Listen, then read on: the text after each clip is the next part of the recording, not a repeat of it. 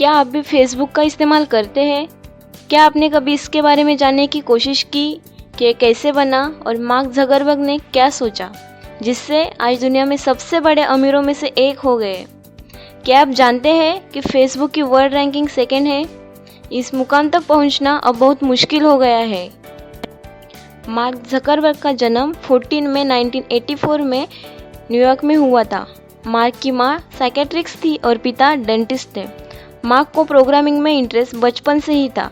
इसी वजह से इनके पिताजी ने इन्हें 10 साल की टीन एज में ही कंप्यूटर लेकर दिया।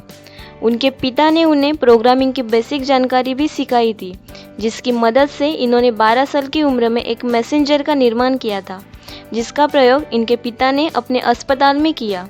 इस मैसेंजर से उनके अस्पताल में काम करने वाला रिसेप्शनिस्ट मरीज आने की जानकारी उन तक आसानी से पहुंचा दिया करता था। उस मैसेंजर का नाम झकनेट था। मार्क को एक बार तेज बुखार आ गया था, इसीलिए डॉक्टर ने उन्हें बेड रेस्ट की सलाह दी थी। इसी वक्त उन्होंने एक साइट बनाने की सोची। इस साइट पर लोग अपनी प्रोफाइल को अपलोड कर सकते थे, इसीलिए उन्होंने अपने कॉलेज का डेटाबेस हैक करने की सोची, जहां लोग अपनी प्रोफाइल डालते थे। इसके बाद मार्क ने एक और फीचर इस साइट में डाला, जिसकी मदद से 2 फोटो में से कौन बेहतर है यह बताया जा सकता था। वोटिंग की मदद से इसको उनके कॉलेज के काफ़ी लोग इस्तेमाल करने लगे और इसी कारण उनकी साइट क्रैश हो गई। डेटाबेस हैक करने की जुर्म में उन्हें कम्युनिटी के सामने पेश भी किया गया, मगर बाद में उन्हें माफ़ कर दिया। जब फेस मैश की खोज मार्क द्वारा की गई, उससे पहले ही उनके कॉलेज के एक स्टूडेंट जिनका नाम दिव्या नरेंद्र था, उनके दिमाग में एक सोशल साइट बनाने की आइडिया आई, जिससे उसके कॉलेज के स्टूडेंट एक दूसरे से इंटरनेट की मदद से चैट कर सकते थे। इस साइट को बनाने का कारोबार मार्क को सौंपा गया और मार्क ने उसे बनाने का स्वीकार भी कर लिया। जब मार्क इस कार्य पर काम करते थे तो उन्हें अपनी खुद की सोशल साइट बनाने की आइडिया आई। जैसे ही मार्क के दिमाग में ये आइडिया आई, वैसे ही उन्होंने इस पर काम करना शुरू कर दिया।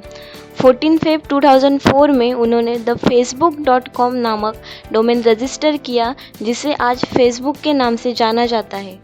जब उसके सोशल साइट फेसबुक पर 4000 से ज़्यादा लोग हो गए तो मार्क और उनके पार्टनर सेवरिन को यह महसूस हुआ कि अब उन्हें अपने प्रोग्राम को और ज़्यादा लोगों को प्रोवाइड करवाना चाहिए। फेसबुक धीमे धीमे पॉपुलर होता जा रहा था, इसीलिए मार्क ने उसके लिए इन्वेस्टर को खोजना शुरू कर दिया।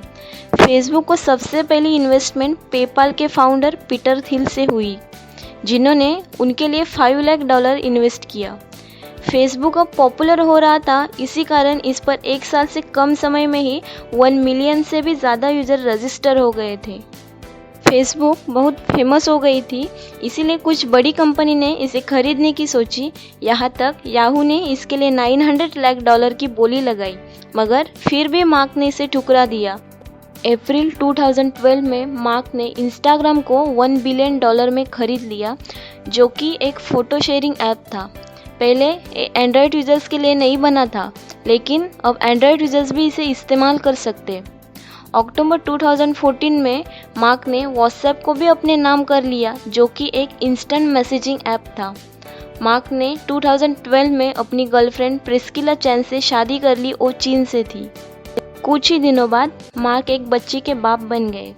इस खुशी से उन्होंने फेसबुक के 99% शेयर्स को डोनेट करने का फैसला किया, जिसकी कीमत लगभग $45 बिलियन है।